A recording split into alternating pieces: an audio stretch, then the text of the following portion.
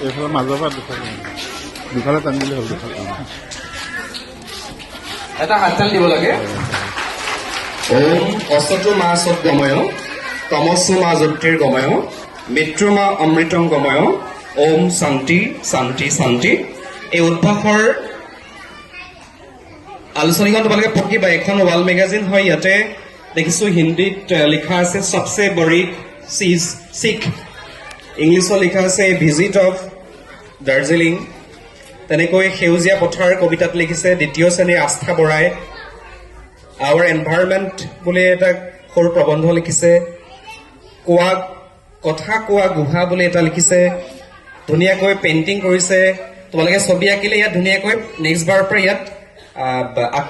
যিখিনি অঁকা ভাল ছবি ইয়াত পেষ্ট কৰিব তোমালোকে দেখিলে নিজৰ নামটো লিখা আছে বহু ছাত্ৰ ছাত্ৰী ইয়াত ফুল বুলি এটা কবিতা লিখিছে মোৰ মন যায় বুলি এটা লিখিছে অতি সুন্দৰ হৈছে ছাত্ৰ ছাত্ৰীসকলৰ এই সৃষ্টিশীলতাক যিসকল শিক্ষক শিক্ষয়িত্ৰীয়ে সহায় কৰিছে তেওঁলোকক